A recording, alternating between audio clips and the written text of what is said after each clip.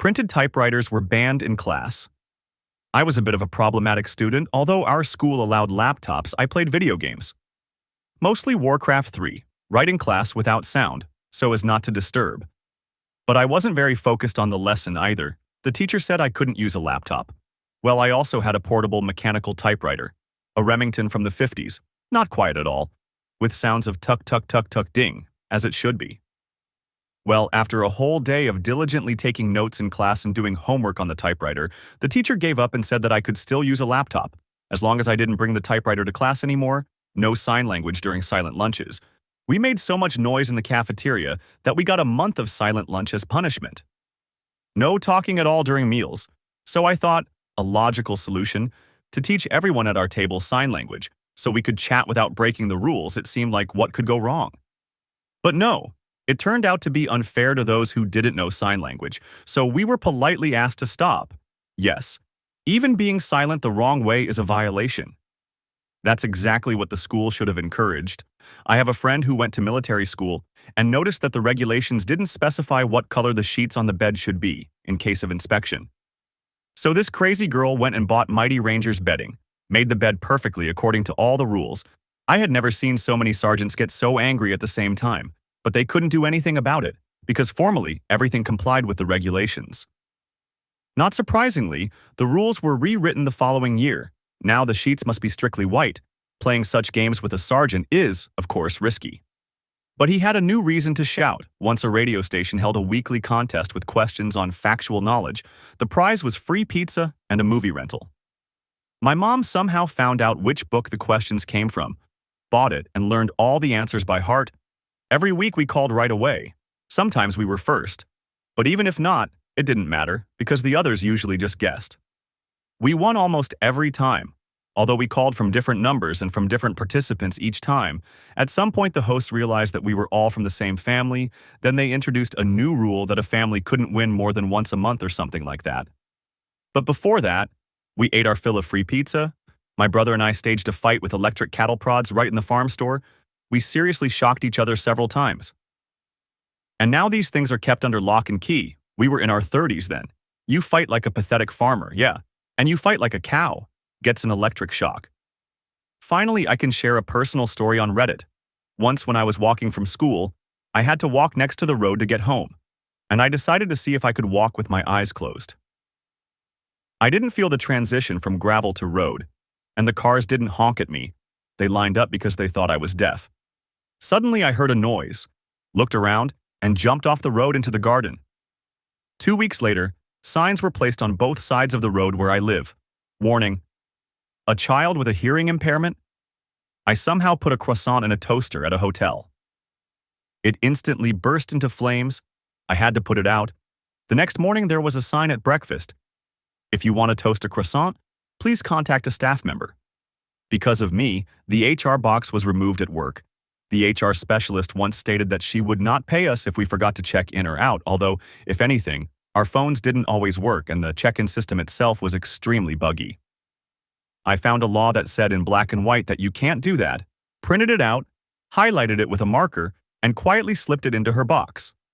When no one was around, she threw a huge tantrum and started looking for who did it. Since then, everything had to be handed over personally.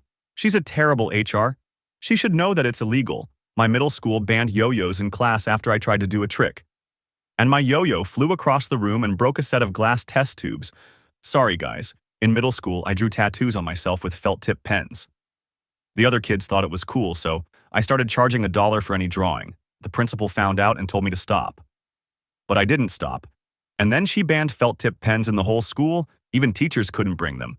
Now I'm a tattoo artist. My younger brother was always late for school, a small school, and got remarks for it. Over time, he realized that if he just skipped the first lesson and came to the second one on time, he would be considered present and not fined for being late. The following year, the rule changed. My elementary school was in the center of the district, and our 5th grade was the first to receive abundant trailer classes. We asked for permission to go to the toilet, and then went home. The following year, a fence was put around the school. Users of the golf course can no longer return an unlimited number of balls for tokens. When I was about 12 years old, there was a children's outdoor amusement park nearby. There were go-karts, indoor baseball fields, and inside there was something like a cafe with animatronics, vending machines, token games, and so on. You could buy a bracelet for $15 that gave you unlimited access to rides, mini golf, and other activities. Everything else was for tokens. When you finished playing golf, you could get 2 tokens just by returning the ball. You get mini golf for free, a token in your pocket. My friends and I started quickly going through a couple of games and returning the balls, so we got $1 in tokens per session. Later, we started taking balls out of the water traps on the course and sdawat them. At first, we did it quietly. Then we started bringing balls in armfuls. The employees didn't care. Sometimes they even laughed. So we accumulated hundreds of tokens. Then we started selling them, 5 tokens for $1. We stopped buying these bracelets altogether. I would ride my bike there and could earn $25 in a couple of hours. Eventually, the administration realized what was happening and changed the rules for exchanging balls for tokens. Guys were banned from wearing hair accessories. We had a rule at school that hair shouldn't touch the collar, shouldn't hang below the eyebrows or cover the ears. I grew my hair and started using headbands and ribbons to keep it out of the way. I was given several remarks and detentions after school. But I fought it and won. The following school year, the administration added this rule to the official code. Small thing, but still. In elementary school, we had a competition to build bridges out of toothpicks and hot glue. My partner and I quickly realized that if you just coat the whole structure with a thick layer of glue, it would become damn strong. We used literally a whole package of glue, about 20 sticks. There was a lot of glue, more than toothpicks themselves. After that, the teachers introduced a rule limiting the number of glue sticks that could be used. In high school history classes, there were 10 of us, a very tight group of friends. We used every opportunity to joke about someone's moms. After about a couple of months, the teacher got tired of listening to all this and made us sign a contract in which we promised not to joke about each other's moms anymore. We signed and immediately started joking about fathers. Improvise, adapt, overcome, no more than 4 margaritas per person. This rule appeared on margarita nights for $1.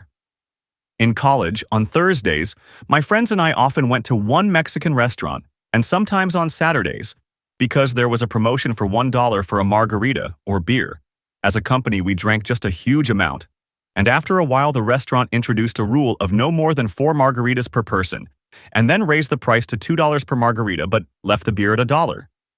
A local amusement park introduced a rule of no blindfolds on roller coasters, and it happened because of me. When I was in high school, my friend and I decided it would be cool to ride the biggest coaster with blindfolds. We took ordinary scarves, just tied them over our eyes and rode. It was amazing. In the photo from the coaster, we are sitting in the tunnel with our eyes completely closed and enjoying it. Now when I think about it, I realize that we could easily have suffocated or hurt ourselves because these scarves could have slipped or tightened too much. The following year, we went back there and saw a new rule in front of the coaster of no blindfolds or freely dangling accessories. A new rule appeared in my company. If we pay for clients' drinks, we also pay for their Uber. And this happened because of me. A few years ago, my colleagues and I took clients to a bar.